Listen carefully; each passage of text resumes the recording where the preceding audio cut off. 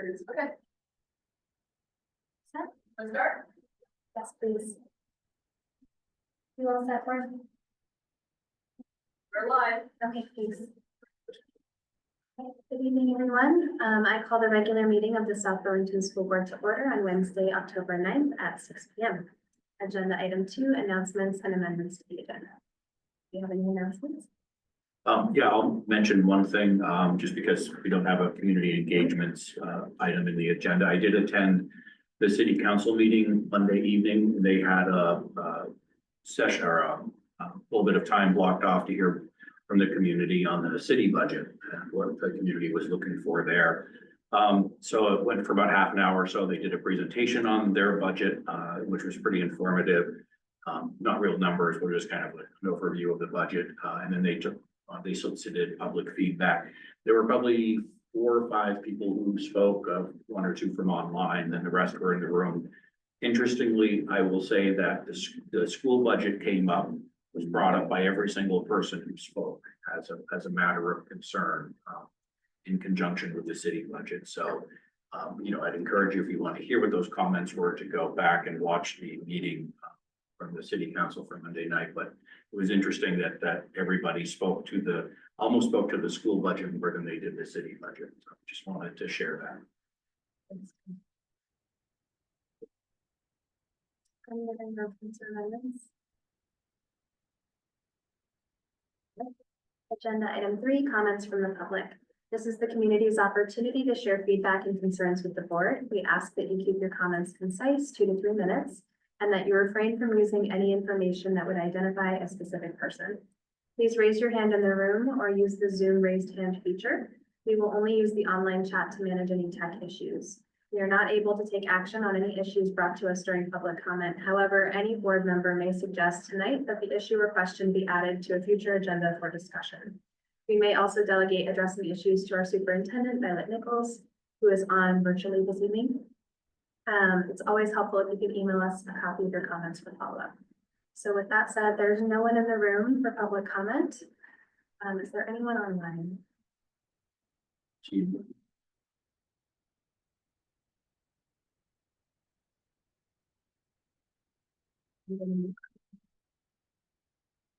So next up, agenda item 4, focus on student learning or student representative report.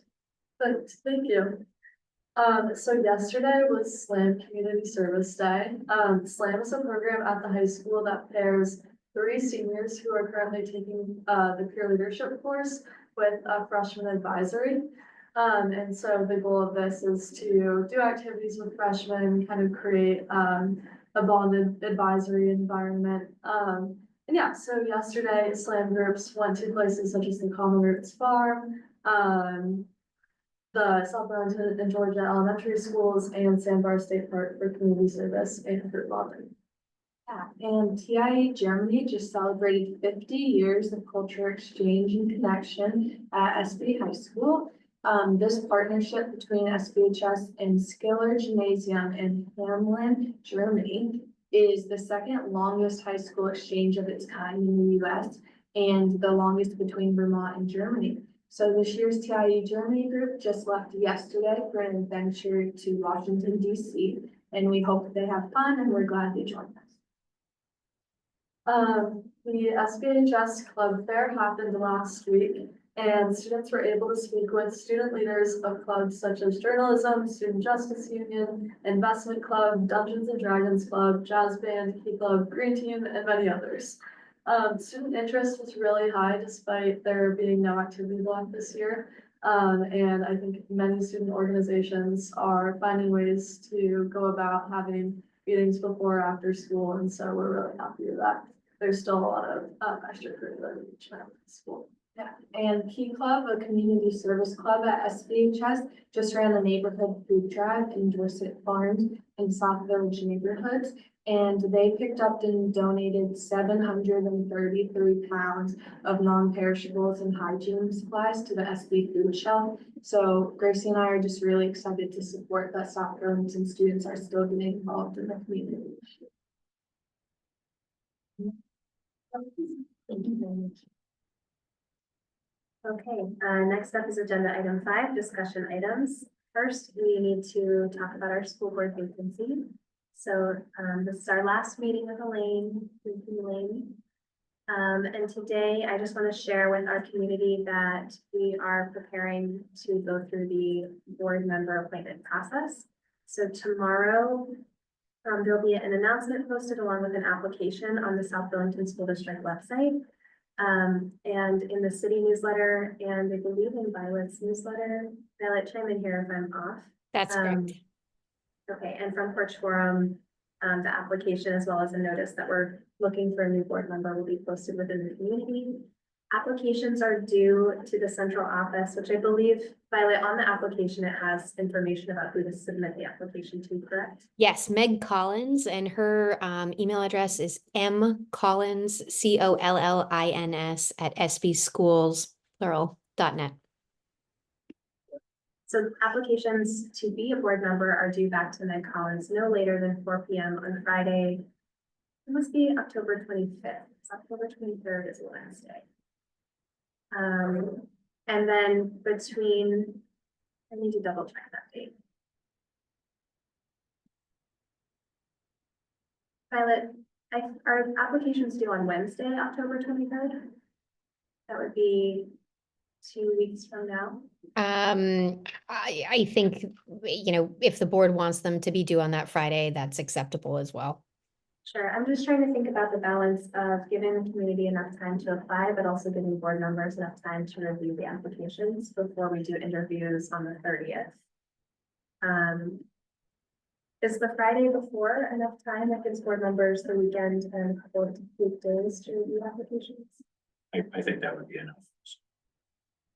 I don't anticipate getting 100 applicants, but, certainly they're not that long to read through. So. Great, okay, so we'll go ahead and say Friday, October 25th, no later than 4 p.m. Applications are due back to Meg Collins at this office. And then we'll review the applications, and on the 30th, we'll hold interviews in our open.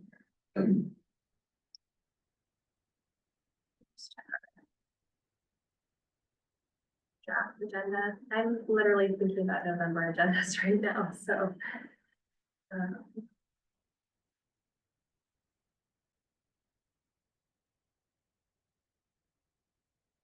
Applications due by Friday the 25th. We're going to review those and interview people at the following meeting and hopefully appoint the new person by November 6th. Okay. Any questions about the school board vacancy? Just in time for budget season. I remember that well. Okay, if there's no questions or comments, anybody online, any comments about the school board vacancy? Then we'll move on to cell phone policy update. Tracy and Ally, do you guys have something you'd like to share? Yes. So last week, we were able to speak to 7th and 8th grader, 6th and 7th graders, at Tuttle. And then we were also able to go into a 9th, 11th and 12th grade advisory, at the high school to talk to students about their views on the phone policy. And so we asked them 4 questions. The first was how the phone policy has changed their experience at school. The second was what positives they've noticed from having the policy in place. The third was what negatives have they noticed about the phone policy being in place. And then the fourth was, would you support having a phone policy in place next year? And why or why not, and what would you change about it? And so first we wanted to talk a bit about what students were saying in terms of their experiences with implementation of the phone policy. And so at the middle school, it's expected that no cell phones or smartwatches are allowed during the school day, and students are expected to place their phones in the phone home of their last class, and then pick it up at the end of the day when they're in their last class. But many Tuttle students reported minimal usage of the phone homes. Most students would just keep their cell phones in their bags and just kind of either pretend like they don't have a phone or just kind of not bring it up. And so we heard from a few students that there were really only 1 or 2 phones in the actual cell phone home. But we did hear that there were that they didn't see many phones out. It was just, there wasn't much use in the physical home. And then when we talked to the high school, the policies that no cell phones during class periods and that students are expected to put them in the cell phone home during those class periods. And we heard the same kind of logistics stuff is that they reported that there's minimal cell phone home usage and that most high school teachers instruct the students to just place the phones in their backpack during class time and to use the cell phone home if students feel compelled to do so. So starting out, we took notes on, all of what we were hearing in responses to those 4 questions I talked about. And then we kind of generated some themes. And so, for the middle school specifically, about how their experience has changed. Students expressed that the phone policy has allowed them to feel more engaged and focused in classrooms. And they have noticed teachers spending more time on teaching instead of refereeing. Yeah, and students were super concerned about phones being stolen while in the phone home. So the placement of the phone homes are usually very visible in the classroom. And they were concerned because the keys were only left just on top of the box when they're locked. Another concern was about bus cancellations at the middle school and being able to communicate with their parents. And about how they're hesitant to use the office phone because a lot of them believe that texting their parents is less disruptive during their workday and that parents don't usually answer an unknown number. So Gracie and I discussed maybe having some more communication about parents putting the number into their phone to be able to contact. Another concern was that they were forgetting their phone. We heard a couple of stories about students leaving their phones at the school over the weekend. Wow. And then finally, their last main concern was just about having their phones during emergencies, so fires and lockdowns. We also heard kind of this overall feeling of just adults not trusting them as much with the phone policy in place, especially from 6th graders. A lot of them, kind of felt like administration hadn't even given them a chance. And in middle school, you're supposed to have some more freedoms. And I think they felt that they wish that they had been able to kind of show their responsibility, rather than just being subject to this legal. And finally, we asked them about their suggestions for ways they thought they could improve it. And some students would like to have phones during lunch and recess. We also heard some students say that it would take away from social interaction and physical activity. So there's opinions on both sides. Another point was that we should allow phones in between classes, similar to the high school level. There's a suggestion to remove phone homes altogether and to trust students to keep them in their bags and lockers. A lot of students were also concerned about the Apple Watches and brought up that there is a school mode on Apple Watches where students can have a watch but not receive notifications. Finally, they believed that teachers should have the phone home key on their person at all times so that it's less accessible if someone were to come into the classroom. And then it was also brought up about playing music and contacting parents is just one of the major concerns that they'd like to discuss. So not for the high school. With the middle schoolers, we had a very spirited discussion, so we weren't when we asked how their experience had changed, a lot of the pros and cons were kind of wrapped into that. But for high school benefits, we have a little bit more clear benefits. One was more kids are actively noticing and being reflective of their own phone use, due to the policy being in place. Another that was brought up was there's less of an urge to go on their phone, when they're doing other things, not in classrooms. They said that there were less distractions and more attention and productivity in class. There's no more pressure to use their phone in class as a pastime when others are doing so. And teachers are able to spend more time. And then for concerns, we heard from high schoolers that students who need phones for IEPs and have less privacy about using a phone for specific purpose, and now need to take a step of talking to the teacher for accommodations. Another one was getting a hold of parents during emergencies. Getting phones stolen was brought up again. Music during independent work was also brought up because a lot of students are more productive in that setting. We brought up, can they use school computers to play games and log into social media? That's a good discussion. They also brought up the point of phone homes not being sanitary and them not being cleaned when a lot of cell phones are a journey. Finally, we talked about not having the freedom during study hall when a lot of them finish their homework. This was especially common when we talked to ninth graders since they're mainly.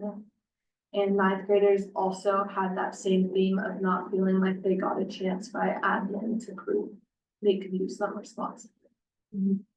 And then for suggestions, a lot of feedback was that kids don't want phone homes, and they just want the, I guess, like expectation from teachers just to be put in bags. And then, if teachers see a phone home, keep that punitive measure of sending kids to the office. Kids also really, pushed for allowing AirPods during independent work time. Most teachers, I think, have been completely banning headphones. And I think a lot of kids do benefit from listening to music during independent work. Kids also said that they wanted more consistency from teachers. If phone homes are going to be the expectation, then teachers should be saying that phone homes are the expectation. They also wanted administration to allow kids to be more in control for preparation for the real world. Some advocated for a difference in rules for underclassmen and upperclassmen, so giving upperclassmen some more freedom. And then lastly, only enforcing phone home use for particular students who haven't demonstrated ability to use their phone responsibly. So yeah, those were all of our data points that we collected. We also have like the raw notes that we took during interviews, if you'd like me to share that with you all. And we gave Chelsea these little note cards that we had students from the middle school write on.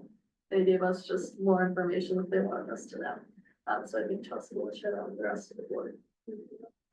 That is so much information. I'm glad Violet's on. I think a lot of that would be operational, and so maybe if you could share that stuff with Violet and she can follow up with admin. I think I heard a lot of the points though that we've been discussing at the policy creation level. And on our timeline, we said today is when we would decide how much more community engagement is warranted by the response so far. But I think one important piece to note is that this is a discussion at the state level and might be a policy that's put in place at the state level, regardless of what we do here. So we're not taking any action this evening. This is just a discussion item, but I wanted to give us an opportunity to sort of update where we're at in the process and hear some feedback. I want to thank Gracie and Ellie so much because I think that you have such a feel for who this affects, and you're in the trenches, and I appreciate it so much. So, yeah, just so I kind of want to summarize like Chelsea did, what I'm not hearing is revolt, right? It sounds more like acceptance. This is the way it is. And sounds like it's going along rather swimmingly with the, potentially a few minor operational changes depending upon age or some other issues that Violet could potentially look into. So it's great. I think that feedback is phenomenal. So thank you very much for that. It's very, very helpful. And I'm wondering, Violet, if you've heard any feedback from the teaching staff on this and how implementation is going on their side. Yeah, thank you, Tim. Well, for starters, I have to thank Ally and Gracie. Your report was exceptional and I really appreciate all of the detail. Please do email that to me. I'll certainly work with our administrators on next steps. And I too am not hearing revolt. I'm hearing really actionable steps. I was taking good notes as you talked. I just want to thank you for collecting all of that information. It's extremely helpful. And I also just want to note, kind of with a researcher's lens, the information that you all received as fellow students, I think is really valuable. So thank you for that. And Tim, I have definitely not engaged in the level of research that Ally and Gracie have. I have heard no concerns from any parents or any staff since we started discussing this in August. I heard from one parent who we heard from at the board meeting in late August.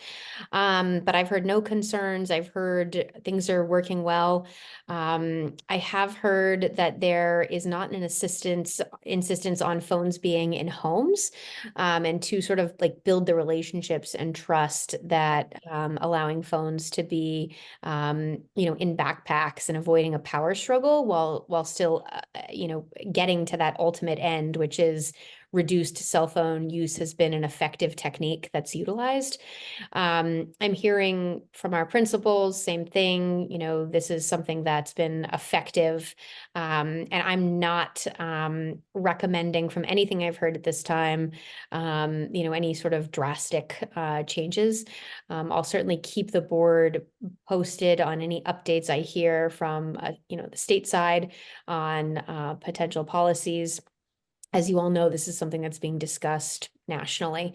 Given the implementation timeline of this and where we are on October 9th, what I continue to hear in reports is that there's been a dramatic reduction of cell phone use, which is leading to, I think, better social emotional states and increased engagement. So, those were two of the main drivers of implementing these reductions. So just really want to thank Ally and Gracie for that tremendous and thorough report. Thank you.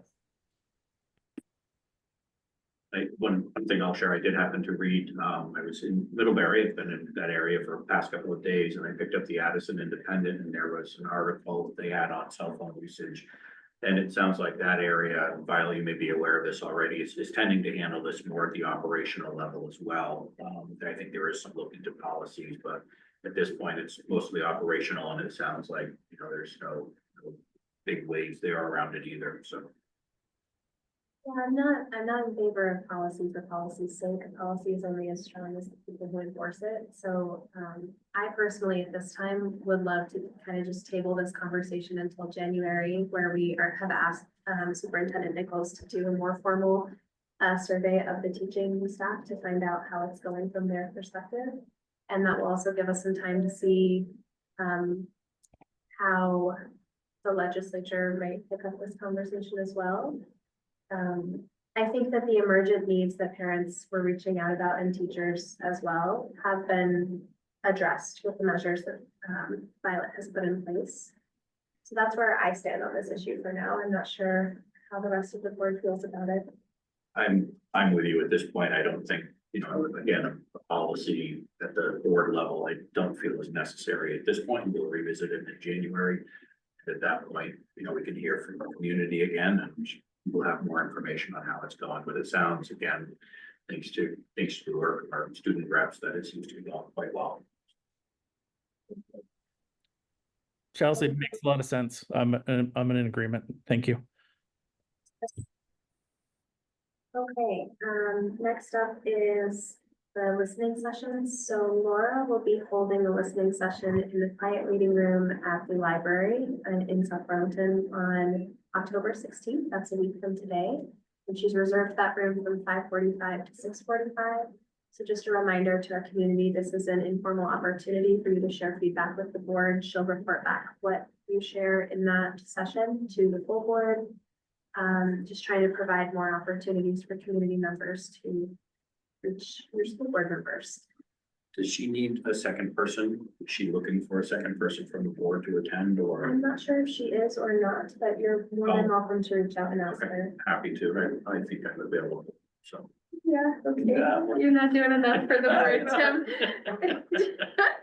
Okay, that's great. You should definitely reach out to her and just ask. And, you know, Chris, I'm not sure, you know, if you've got time or want to, but I'm happy to. It may be helpful to have a second person there just because you can, you know, field more questions, so. I'll reach out to her then.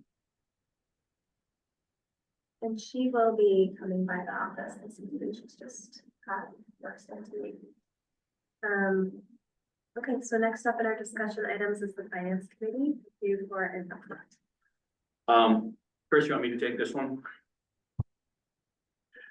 Yes, sir. Thank you. Okay, Chris and I have been like ships in the night for a few weeks, so you know, our apologies for getting off the ground a little bit late. So I have scheduled a meeting for the 23rd, so that I was gonna try and do it next week, but I realized the timeline was very short between when I made that decision and when I actually could get people together, so I, you know, pushed it out a week. I want to thank Julia. Julia is on. She scheduled the library for us. And Julia, I don't know if you saw my email, but I'm going to push that back a week. So if we can reschedule the Zoom to the time I sent you, that would be phenomenal. I've contacted the people whose names are on the list. And I do have a question around the students, and this I want to put out to the board and to our student reps. We have like 5 or 6 student names on the list. And I'm loath to say to anybody you can't attend because I think it's potentially a really nice learning experience. So I'm not sure what the board feels. I think we have like, Chris, correct me if I'm wrong, we have 5 or 6 adults, community members, and then we have, I think, 5 or 6 students, but I'm wondering if people feel it would be inappropriate to invite the students to attend. And then based on their, you know, their availability and stuff, some may not decide to attend going forward. Others might, but what do we think? From my standpoint, on a community structure view, I think it's great to have student voice and also have the students be another place for community members to learn about the school budget. The only thing I would want to be careful of is having this appear as a school sanctioned event when community members would not be fingerprinted or background checked. So if students are going to be present at these meetings, I would just want to make sure there's somebody from the school side and being the supervisor. Does that make sense? I don't like to set up opportunities for students to be with any sort of Sure, community sure. member. So we had planned on, I think, what, 2 students to begin with? So, Violet, do you have an idea about just balancing, like, I think students should be a part of this, and I want to make sure that we're not setting up any sort of systemic problem for safety for students. Yeah, well, definitely. So first of all, I think having student voice in this is critically important. My you know, suggestion to the board is absolutely bring them on. Really excited to have that interest and engagement. They're our most important voices, right?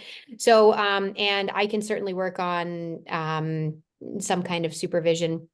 You know, icing on the cake would be maybe their parents or guardians would attend, right? So happy to work on that for sure. Not a barrier that we can't work out easily. so I guess I'm hearing, go ahead and invite them, and who can attend. Okay, great. There were some great names, the great applicants, some of the stuff they wrote, and I'm reading through it and I'm like, boy, I just hate to say no, especially to students for the learning opportunities. And Chris, are you okay with that as well? I think that makes a lot of sense. I underlined what Violet said. Thank you. So I will send out notices of just emails to those students as well and reach out to them this evening, or well, may not be this evening, it may be another day or 2 before I'm back out of the woods to do it. So other than that, so that gives us probably, the meeting will be rather short, I think. Again, we don't have a lot of evening time to do this. I think the library closes at 7 and that's where we're holding the meeting. So it'll be our basic like here's what we're about, kind of get to know one another really quickly, set up some times to meet going forward. And then we might be able to, I'm hoping, squeeze in one more meeting before the community budget forum. I don't know if we need to discuss that as part of this conversation. We do. I think that would be part of Violet's budget timeline, which is Okay. in her report, Great. but yes. Yeah, so- connected for sure. So I'm hoping to, get at least one more meeting in with the finance committee, Chris and I, before we host the budget forum. We'll go through your work on this. Okay, anything else? Chris, anything to add? No, thank you. All right, so next up then is agenda item 6, superintendent's report. Violet, if you'd like to take it away. Right. Hi, everyone. Great to be here, albeit virtually. I'm in Killington for a business official superintendent finance conference for 2 days. Today is day 1, and it was really impactful conversation today. Just connecting with, some really brilliant minds who are grappling with a large variety of budgetary issues. And so it's been a really productive day. And so that's why I'm not able to be with you in person. So connected to budget, the item on my superintendent's report this evening is the timeline for preparation for the FY26 budget. And of course, our conversation this evening about the timeline. Tomorrow, I've teed up some communications in my newsletter where I will share kind of a preliminary, some of the information we have, which is really summarizing where we landed for our current fiscal year 25 budget and what we would need to really even break even, which we know is not a possibility given real estate inflation, a factor we know is the CLA, and the union negotiations that are underway. So trying to share a picture of what might be ahead. The most important piece of that communication, though, will be a link to our budget survey. And I've had a lot of discussion about what that survey would entail. And ultimately, we've made the decision to leave it pretty open-ended. And we want feedback. So suggestions, ideas, concerns. So we've left it broad and open-ended, and I'd really love to hear the community's feedback. So that'll be open tomorrow, and it closes on November 13th. We were intentional in having this early so that we could have information collated for our November 20th initial review of budget priorities. Dates in between there that are important. November 6th, we're going to be doing a number of financial reports from the business office, providing the picture of it's kind of like a health check, right? Like a status report of where we are entering into the fiscal year 26 preparations. The budget, the community budget forum, which will be hosted by the finance committee. We just need to nail down that date. If now is if there's suggestions on that, happy to have that conversation now, or I can continue to go through the timeline. Let me know what the preference is. I think we should settle on it right now if you're okay with that. I am. I've got it in edit version. I'm ready to roll. I got my cursor next to November. I think I sent a date when I sent it. I can try to dig that up too. I know there were a few dates early in November, like November 5th, 6th, 7th. Yeah, I sent in the 5th as a date, Okay. since I thought that would avoid any conflict with the city council meeting on the Monday and allow us to report out the next day, right? Because Mm-hmm. we have a board meeting on the 6th, right? We have a board meeting. On November 6th. Right, okay. So if we hosted that on the 5th, then we could do a report out on the 6th. I think that sounds great.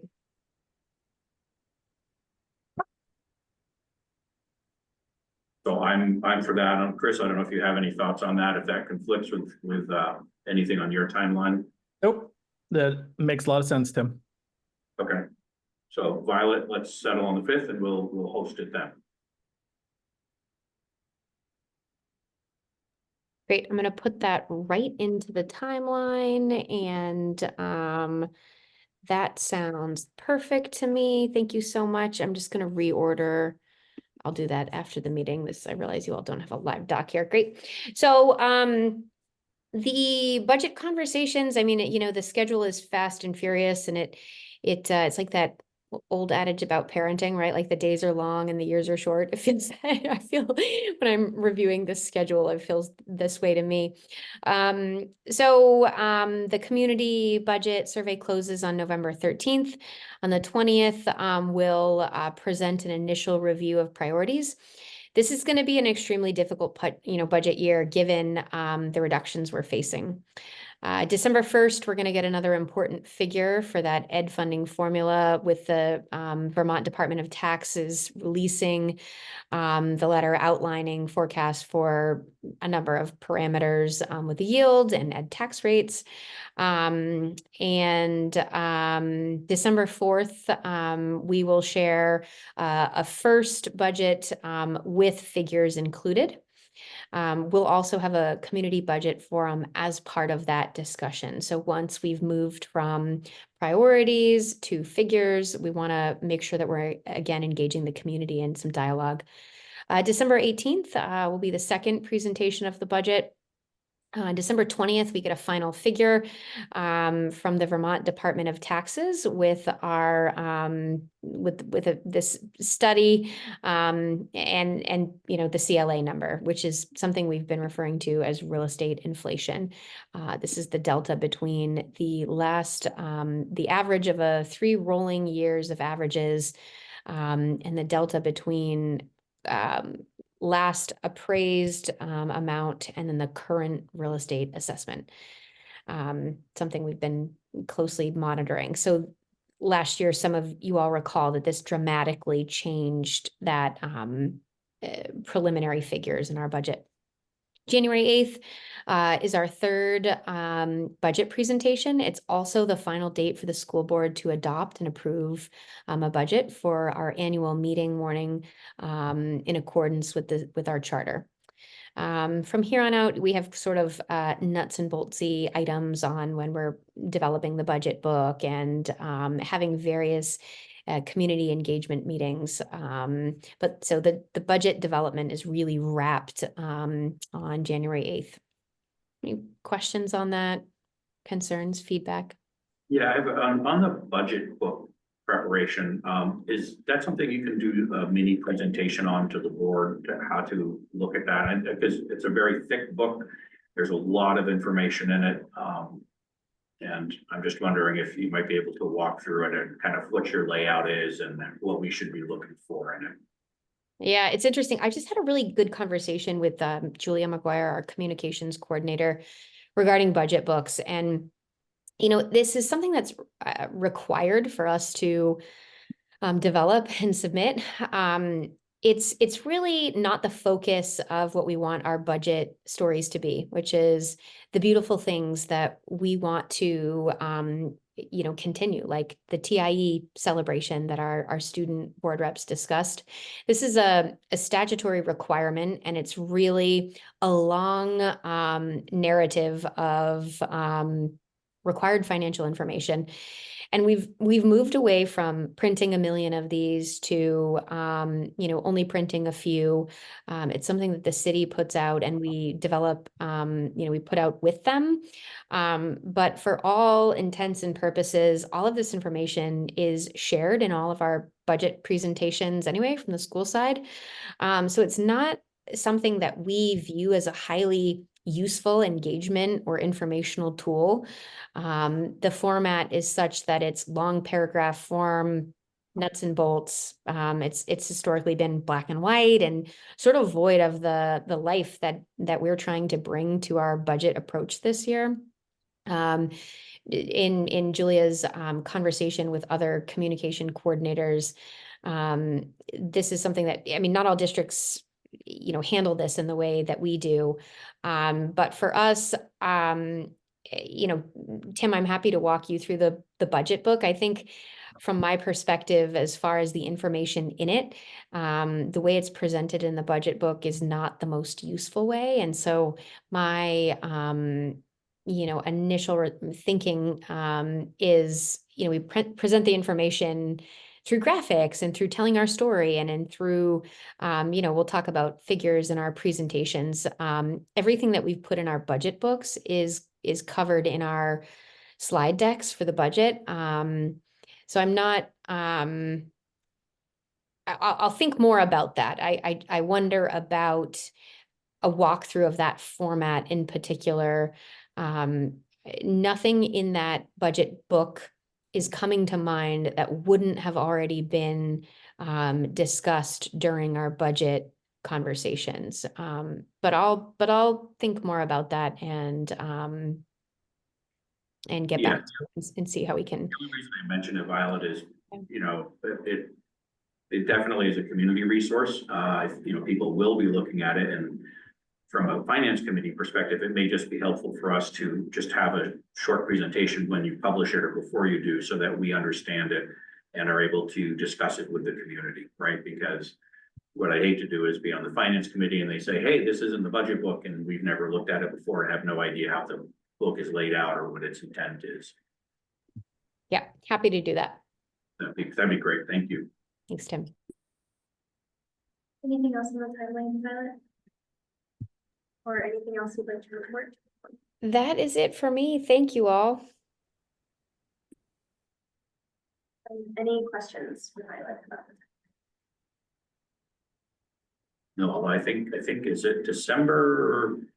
What, in December, the state committee on the future of education releases its initial, the 18th. Yeah. So that'll be interesting as we get into the meat of this. Yes. Megan Roy, the chair of that committee, addressed superintendents and business officials today. She facilitated our session today, and it was extremely helpful. Big takeaways are that I think we have more in common than we don't statewide as far as budgetary concerns. And ultimately, what Megan said as chair of the committee is, this is really going to come down to, any changes are really going to come down to whatever appetite the General Assembly has for making modifications. But I do feel that the committee has a good understanding of some of the issues at hand. So it was a really encouraging conversation. And we discussed all of the big issues, from ed quality, number of facilities that were operating, construction needs, ed quality standards, Act 173. So I feel that Megan and the committee have a pretty robust understanding at this point of our needs. The superintendent representative on the committee, Mike Leiter, I also talked to for a good chunk of time today. And I think that he has a pretty good handle on certainly South Burlington, but also some of the common threads in our neighbors and beyond. So encouraged about that. And, like some of our local legislators said to us last year, like, the cavalry isn't coming. So, the thought that we can rely on this committee to be movers and shakers isn't the case. Legislative action is still going to be required for any modification to occur. Thank you. Next up is a recess. Do you feel like we need that recess? It's scheduled for an hour and a half from now. So yeah, we're doing great. Okay, with that, let's move on to agenda item 8, action items. Tonight, we are monitoring our 2.8 compensation and benefits. Has everyone had a chance to review the presentation that Superintendent Nichols prepared? Yes. Any questions? Notes.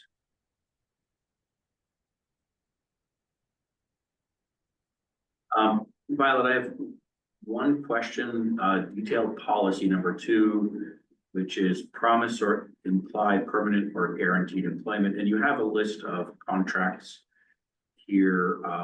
We have no employees or workers who fall outside of any of these categories, correct? That's correct. Okay, that's what I was assuming, but I just wanted to confirm that, so.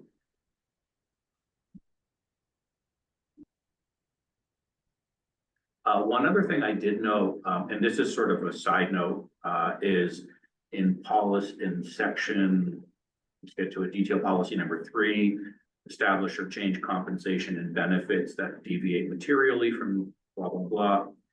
You had a couple of notes in here on some of the changes you've made financially around, I think it was life and some other things. I just want to say it would be helpful, I think, as we go into budgeting season, if maybe we collect some of these and outside of this report, so we could present this to the community as well, because I think this has been an ongoing effort to save, reduce costs. I just was reading this and I thought, wow, it'd be great to sort of collect this as part of our story out to the community. Yeah, happy to do that. Maura, and Karen last reported and they provided share out on some of the dental savings. Happy to provide any of that information. I think providing the financials I'm just going to take a note right now, providing those financials to the finance committee, I think is really important. But this is exactly it in our, efforts to just have ongoing savings and really find efficiencies. This is an area where we've had a lot of success. So I'll make a note of that. Tim, thanks for bringing that up. Other than that, I had no more comments. Any questions or comments around the board?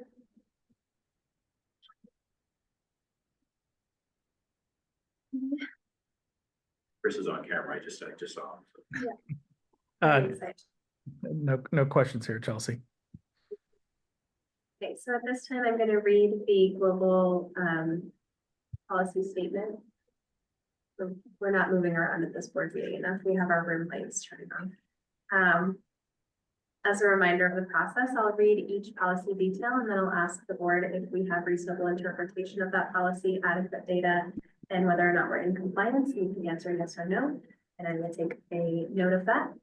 And then I will read the overall policy again and ask the same questions. Are you ready?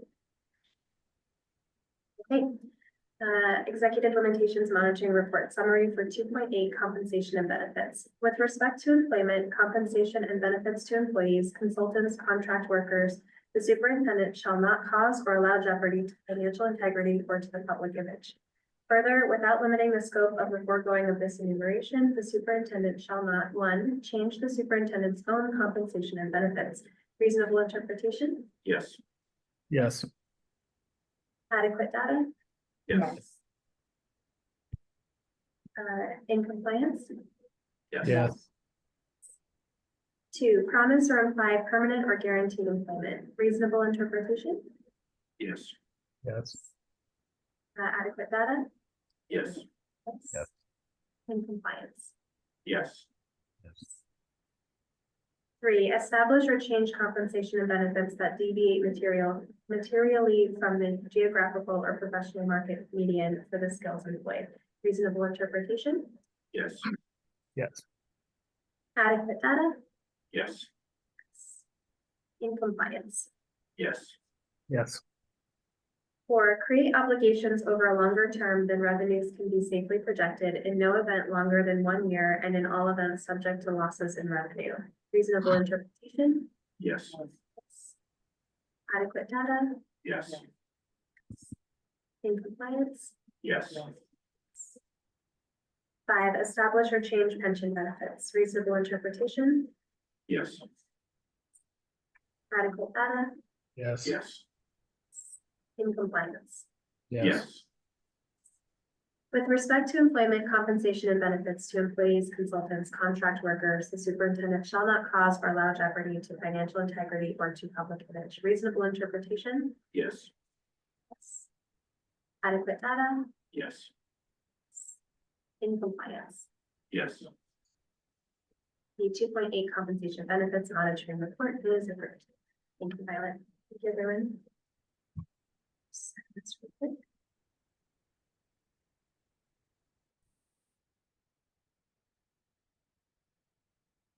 Okay, moving on.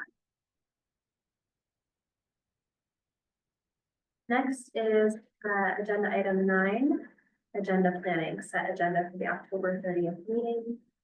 I do want to note that I think what is currently posted on the documents tab for the website, I think we have updated the draft since then, so I'm not sure that's the most up to date. So if you have any notes, please let me know, and know that I might have already changed them. Anything?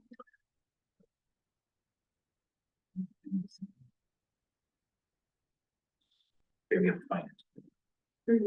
Listening sessions. First reading of weapons policy, we are reviewing our 2.1 curriculum development and review. Mr. Patrick Leduc, a community member, was invited to the steering committee meeting to give a presentation to both the city council and the school board on his organization's review of the mental health of our youth in our community. He was unable to make the steering committee meeting, so we have agreed to hear him in separate. He's going to present to the city council and the school board, so he'll be here at our next meeting.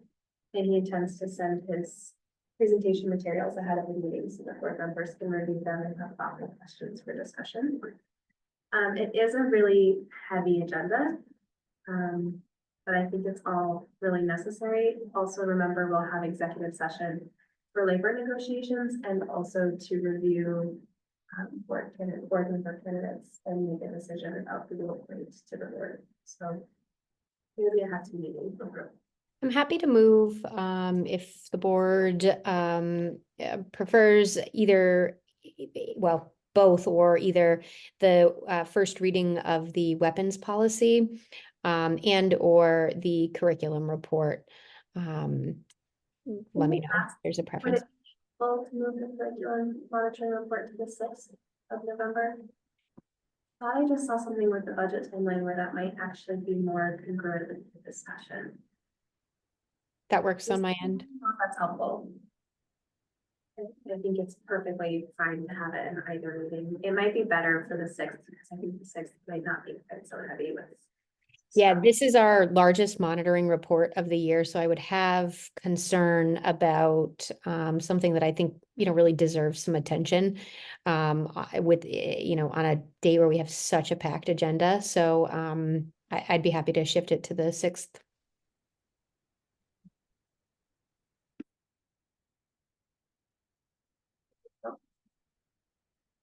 I just, agenda planning, I don't really want to, the 30th is too late. I want to make sure we have somebody writing an article for the other paper this month. October. Initially, we had talked about that being potentially a cell phone article. But it doesn't seem like that's really needed. We have ideas about what the topic could be for October. As we come into budget season, I mean, I think an article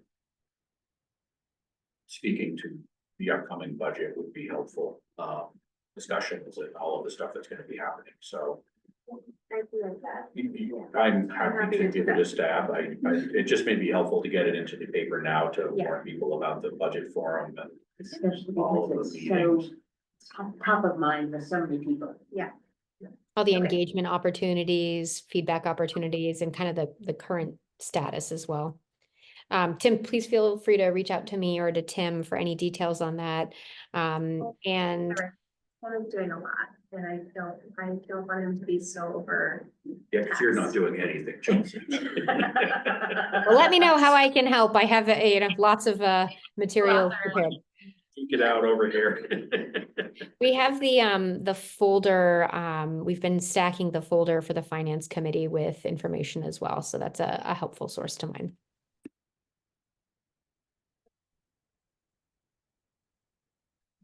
If you really want to write it, please do. I just feel like you've been volunteering to do everything, so.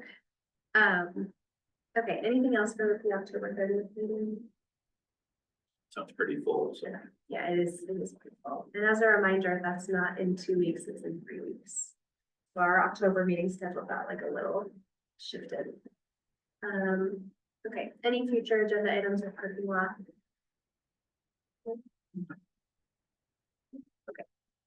All right, then let's move on to agenda item 10, consent agenda. Approval of minutes. Has everyone had a chance to review the September 4th meeting minutes? Yes. Any questions? And what about the September 18th meeting minutes? No comments or questions, at least for me. The September 4th and 18th meeting minutes are now approved. Has everyone had an opportunity to review the AP orders number 1079, 1095, 1096, and 1097? Yes. I'm making a face because that's tricky. 79 and 97 in the same week. Everyone's had a chance to review. Any questions? I have a quick question. I noticed that on a number of them, it says to general fund. And I don't really understand what general fund is. So you want to start with that? Hi, Elaine. Thanks for your question. I think, what is the line, item number? I'm looking at, I'm looking sideways at, let's see what AP that says. Typically, what these are is a transfer to the general fund from something like grants reimbursement. We have 2 enterprises with Schools Out and Nutrition Services, and they provide the district with some overhead monies. So typically when there's a transfer, it's a journal entry, and it's grant related or enterprise related. But if you email me that number or shoot me that number, I can get you the detailed information. Super, thank you. Thank you, Elaine. Violet, I have a couple of questions on AP 1096. This is the one where there are primarily tuition to private providers around early education. It's all early childhood ADM. I'm not sure what ADM is, what that acronym stands for. Average daily membership. This is Act 166 related. Okay, so this is related to, so we're paying, help me understand here. So we're paying Yep. for preschool because of Act 1, because of the act, right? Yeah, so we have like 38 Act 166 pre-K partners. Some of our partners are public and some are private. Got it. That's what I knew it was statute related, but I couldn't recall. I just saw all of those providers. And I was just trying to remember which statute was driving that. So. Yeah, Act 66. Okay. And I assume this is, we're looking at this for next year's budget as well, right? Yeah, so this is really interesting. This week I got a survey from the Agency of Education inquiring about expansion of universal pre-K. And I had this was not an agenda topic today, but in, some of the collaborative times, I was bending the ears of superintendents. And this is something, that for districts, it's a non-starter to expand universal pre-K to 3 and 4-year-olds based on a number of factors, from budgets to facilities. I mean, this would require massive facilities modifications. And so I'm hearing a lot of districts are submitting this and saying, we don't have the capacity to take this on, especially in the absence of additional funding. I don't anticipate this moving forward at a state level. So the kind of system, I'll call it a voucher system, if you will, more of a reimbursement model with Act 66 and the 10 hours a week for 3 and 4-year-olds who attend pre-Ks that are approved and registered by the state. So some programs are approved and they're private, and some are private and they're not approved. But I don't know how long this has been in existence with the 10 hours a week reimbursement, but among other things, when we talked about, I think it was S56 last year in the child care bill, at the last moment of that bill's creation, 3-year-olds were struck from that. So the conversation is now engaging superintendents around the discussion of mandatory inclusion of 4-year-olds. without Okay. additional funds that we know of. So Yeah, I mean, for us, we're not able to accommodate additional students without additional ADM. Just given the budgetary headwinds we're facing. And so, I'm sorry I don't want to go down a rabbit hole or anything, but the money I'm looking at here, which is a pretty significant amount. Did we have that in the budget for last year as well? Were we paying out this much money last year, or is this new to fiscal year? For this fiscal year? Should be Did we pay- consistent. I can pull a budget to actuals on that. Will you No, I email me? Email me. I'm just trying to understand if this is an ongoing cost for us now going forward. It should be a I'm pretty not- static figure. Thank you. Thank you for clarifying that. My only other question on AP 1095. So there are a number of payments to the Howard Center for tuition, and I'm just looking in the description and I see like a CAPE, so it's capital C, lowercase a, capital P, lowercase e as sort of description. I'm not sure, is that a student that I'm looking at there, or is that because there's a variety of these, and I'm not sure if it's individual students. And if so, should that be anonymized a little bit better? So I don't know the answer to that. I will get back to you. We have, as you all know, seeing the different versions of AP orders that come through, we have tried to anonymize the AP orders to remove any kind of identifiable information. I imagine this is some kind of budget code. I don't know the answer to this, and that really deeply pains me, but I will find out, Tim. I win, Jeff. You win. You win I only ask AP because Jeopardy. My first thought in looking at it was, oh, are those student initials, and can I try to figure it out, right? And if I do that, somebody else will. I just want to make sure it's properly anonymized, that's all. Yeah, so AP order 1095 and it's capital C, and then I'm just working off my laptop here, so Yeah, you'll just see right from there was a whole series of them to the Howard Center for individual student tuition, so. yeah, I'll get And back to you on that. I did notice an expenditure for the book Penelope Rex and the Problem with Pets, and I've decided I'm gonna buy that book and read it, so I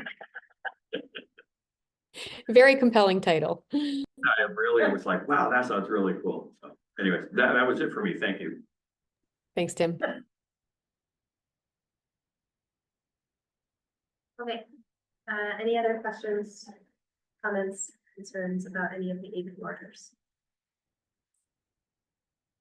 Okay, AP orders 1079, 1095, 1096, and 1097 have been approved. All right, we have one action item.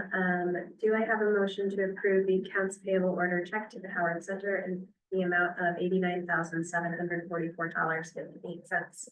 So moved. Tim moves, do I have a second? Second, Oh. or wait, do we give that to Elaine as a, I did hear, yeah, it's Elaine's last meeting. Okay, any discussion? AP order to the Howard Center in the amount of $89,744.50 is approved. Thank you. Any other business? No? Okay, then we are at agenda item 11. An hour and 20 minutes ahead, 2 hours and 20 minutes ahead of schedule. Do I have a motion to adjourn the regular meeting of the South Burlington School Board on October 9th? Move to adjourn. Tim moves, do I have a second? Elaine seconds, any discussion? All in favor, say aye. Aye. Aye. The regular meeting is adjourned. Thank you, everyone. thank you. Thank you, everyone. Good night.